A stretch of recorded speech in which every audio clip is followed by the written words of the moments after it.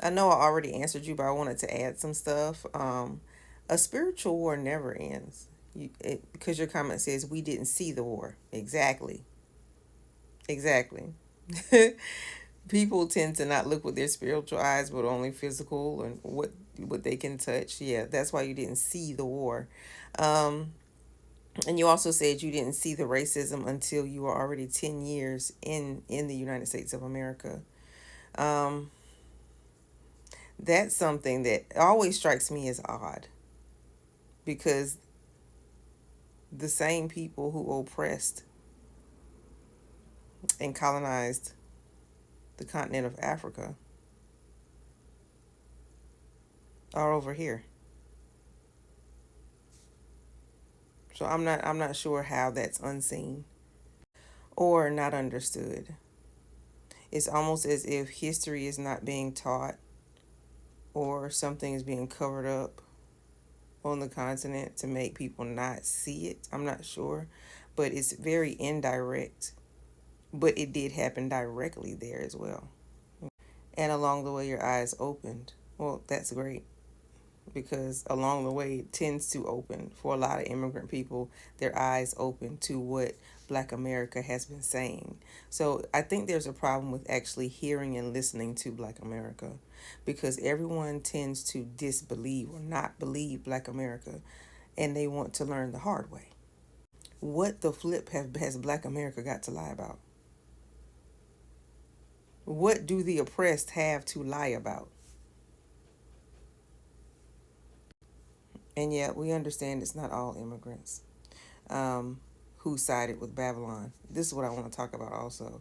The siding with Babylon. I'm going to put this thing up, and people do not understand. So let me talk about my forefathers, for instance.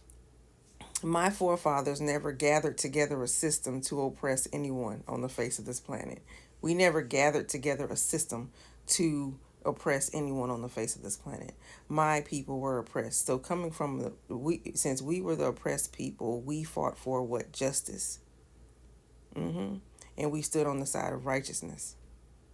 We never put wealth before those two. We never were trying to gain wealth by oppressing people or stealing from people.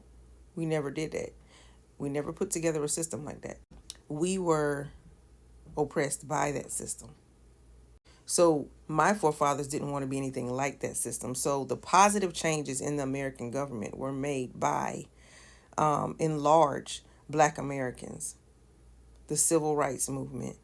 Okay. And prior to the most known civil rights movement, there were civil rights movements going on way back in the 17 and 1800s. Okay. Um, we were fighting laws. Black Americans were fighting laws. We were going to court, we were trying. Okay. All that was being done. Now, let's say back in the, during the civil rights movement, we could have easily, my forefathers could have easily just said, hey, mm, let's go ahead and get with these folk and oppress these other folk over here around the world. We could, yeah, let's do that. Let's do that. Let's get paid. They could have easily done that. But my forefathers did not do that.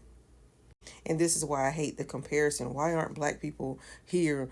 The comparison between white and Black America. You can't compare it because overall it's two different. We're led by two different spiritual realms. Okay?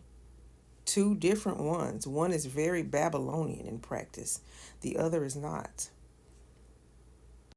The one that's not are my forefathers. So let me put this up.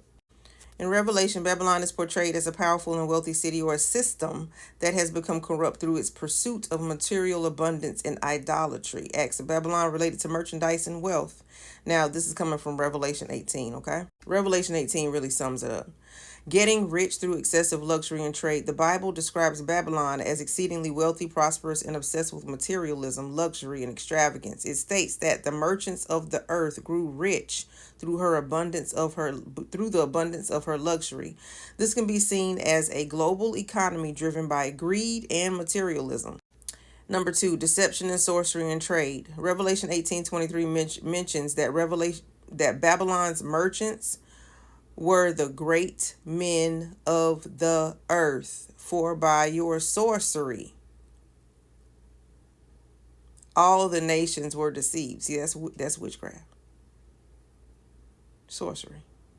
hmm This suggests that the pursuit of wealth can lead to immoral and deceptive practices in commerce. See?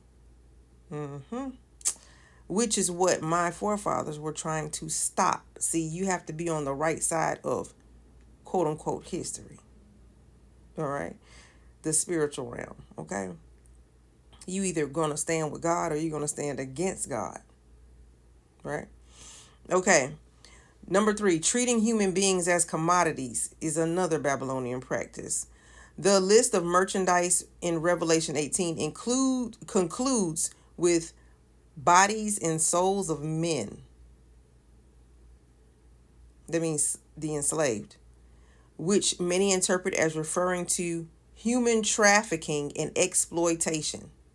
This indicates a morally corrupt system that exploits human lives for profit.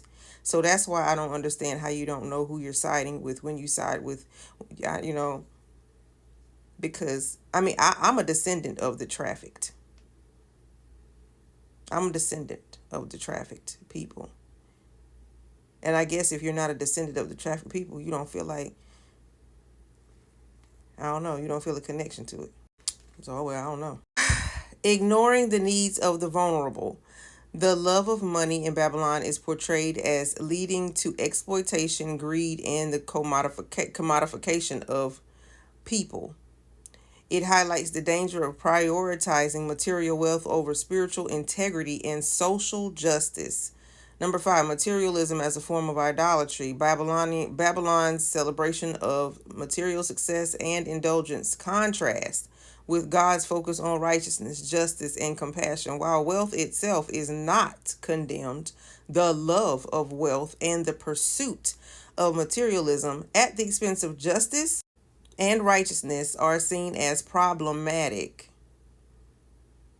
So, when you come into a country and you see the oppressed or those who have a lineage of oppression, and you find out they're still being oppressed, and you side with the people who have been oppressing them, you are then at that point, just like when conservative Asians decided, okay, we're going to go against black people in Ivy League schools. You're for what? I don't know for what. That's siding with Babylonian activities. That's what that is. You're trying to harm an already oppressed people for your gain. In essence, Babylon's acts of getting wealthy through merchandise are portrayed as negative because they are associated with greed and excessive materialism, exploitation, and injustice, particularly in its treatment of human beings, deception, and immoral practices in trade, a spiritual focus on worldly riches rather than God. The message of Revelation emphasizes a separation from such worldly systems and a focus on eternal values. That right there. And people miss that. They read the Bible all the time. People can read the Bible all the time. A lot of people read the Bible all the time and don't understand that many of them are practicing Babylonian activities. Even as far down as not giving reparations. Not being okay with reparations for those that were oppressed. But you rather swap out the money with each other for foolishness.